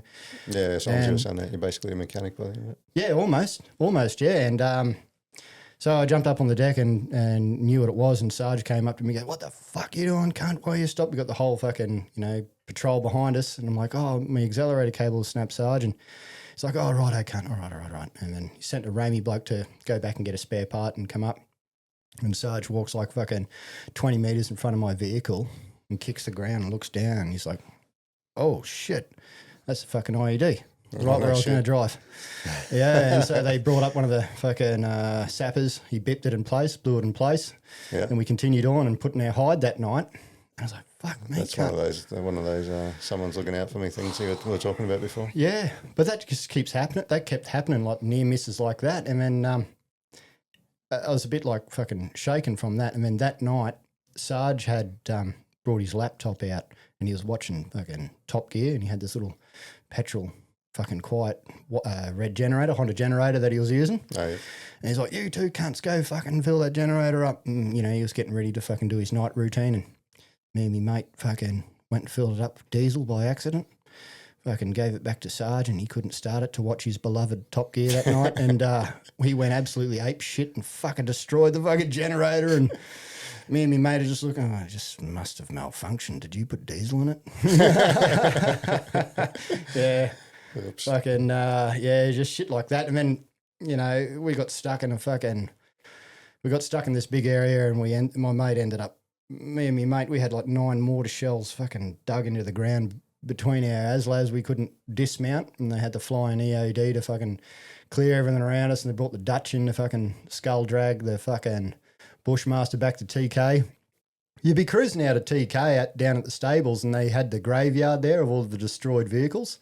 Oh, so before you're driving out on patrol, you'd be like just seeing all these destroyed PMVs and got a little morale boost before you go. Yeah, it's just like, oh shit. And then there'd be there'd be a fresh one there, and you'd be like, oh fuck. And then you'd see a couple from that were in your patrol, and you'd be like, fucking hell. I remember the first time getting in the ASLAV, just fucking pornography everywhere inside the ASLAV. But written all over the pornography was like, "Contact report, IED strike."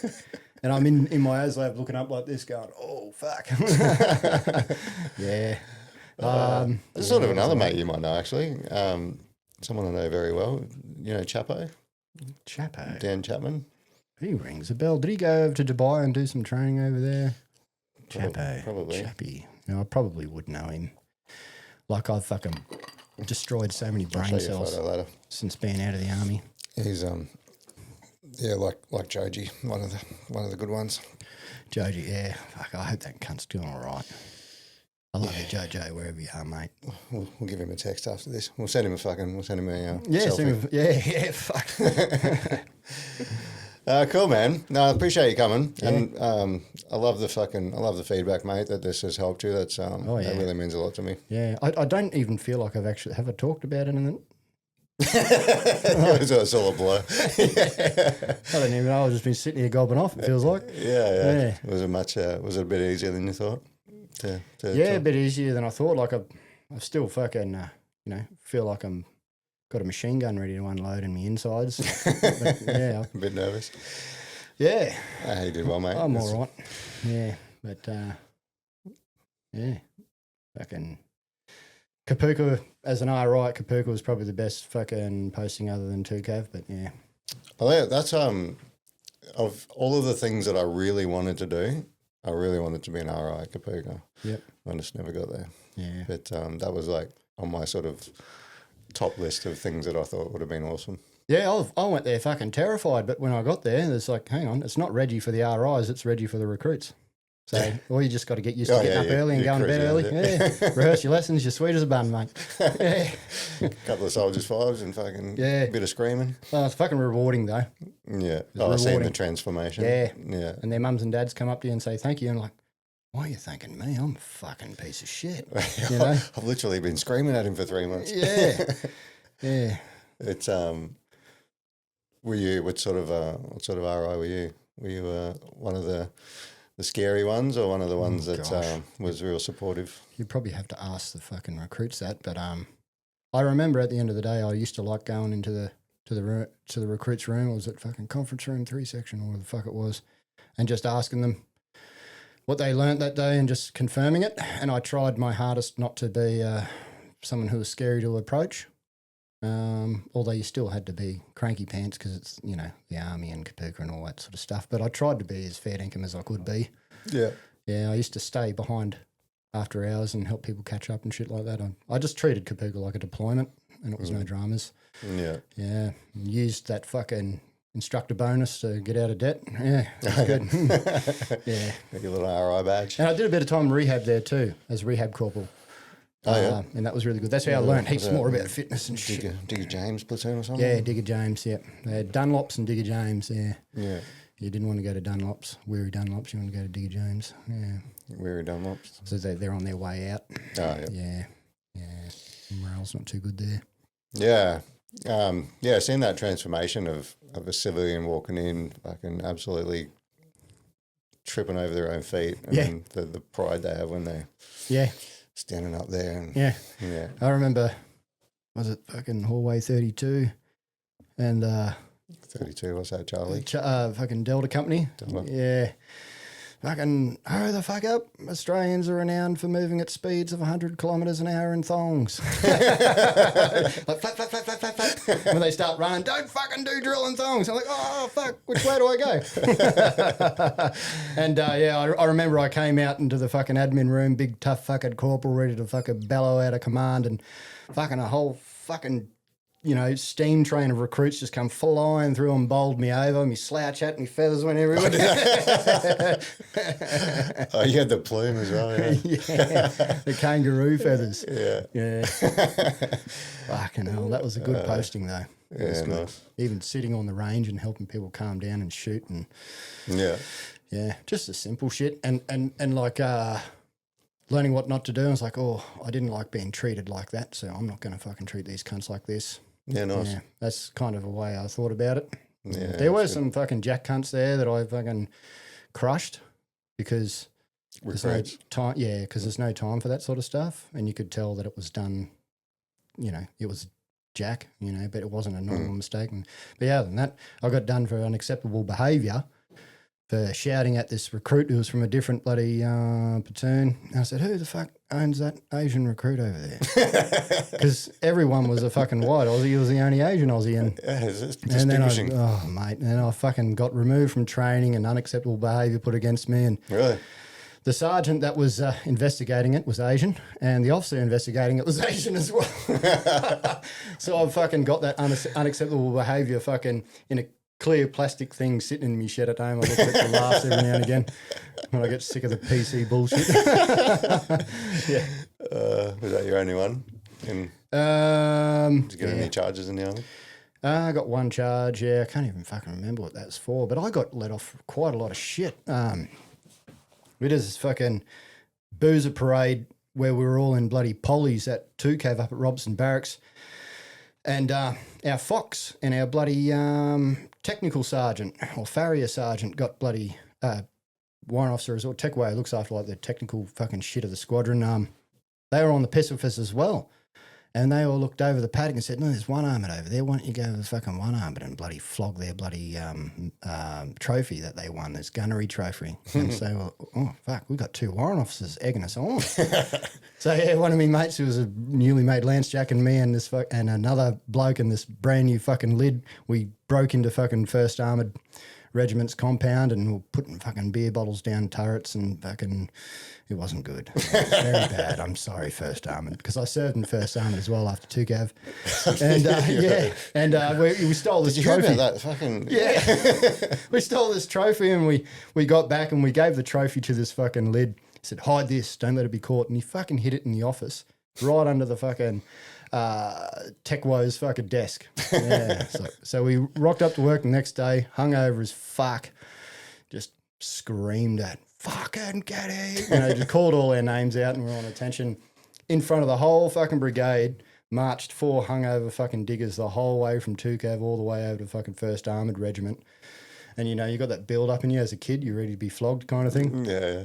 And got there and we're all standing at attention, scared, fucking shitless. And I'm like, thank fuck I'm a digger, Bocky. And the other mate who was a Lance Jack, they're going to cop the tongue lashing and the discipline and all that sort of stuff. And this fucking warrant officer comes out and like, here it comes. And he goes, lads, next time you come and do something like that, steal it from B Squadron, not A Squadron.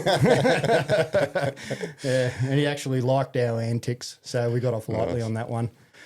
Because most of our warrant officers were fucking pieces of shit, just like we were when we were diggers as well. Yeah, and they let us off, yeah. So, yeah, for sure. There's so much that goes on that. Definitely with warrant officers because they've been diggers and lance jacks. And, fuck. It's not like regular officers where they're a major and they've only they've been an LT and a captain. Yeah, they haven't fucking got up to digger antics. Yeah, but the woes have fucking been there and done it all. Oh, we did so much crazy shit and done. Like we didn't get served piss at this fucking one pub, so me and me mates fucking robbed the fucking pub. We did. We fucking went around the fucking back, jumped through all the fucking security and fucking stole a whole fucking keg of fresh fucking Crown Lager. I was like, oh, no, she'll be right, mate. I'll grab it. Oh, fuck, this is heavy shit. We got it over the fence, got it in the ute and got it back to base, got it back to the lines and tapped it and we all got on the fucking piss. Yeah, like, fuck. Didn't get caught, thank Christ. Yeah. Allegedly. Yeah. Probably on some CCTV footage somewhere. This loser. I pissed in that keg. I'm trying to remember some more funny shit to fucking, make it real. Always fucking up to no good. Oh, yeah. You use Jericho products, mate? Yeah, I have, but not the Grey Man special. This is limited edition. See if you like it. You can have one. Thank you very much, man. Don't have many people on here with beards, mate. They're all fucking. Oh, really? They're all too indoctrinated into the army and still shave every day, mate. I actually had a beard in the army for a bit. Oh, did you? Yeah, I had a chit for a beard. Yeah, because I got folliculitis. Every time I'd shave, I'd get infections and. Oh, you had a legit beard chit. Yeah. One of my mates, I won't say his name, but he had a beard. I met him for a brew one day and he had a beard and I'm like, fuck are you doing? Have you a beard? He's a full track. And he's like, fuck the army. I'm like, how do you get away with it, cunt? And he's like, they sent me a PM 101 as a Word document. So, like, for something else. Yeah. So I just fucking changed it to a beard chit. Nice. I just fucking put it in my pocket and then fucking anyone complains, like, you got my PM 101. Yeah. Yeah. Oh, okay, carry on. The similar thing happened, I think it was on JLC, or as a sub one for Sergeant in Canungra. And I was walking with one of my other mates from fucking Cav, and we're walking across the grass. Get off the fucking grass! And we just kept walking.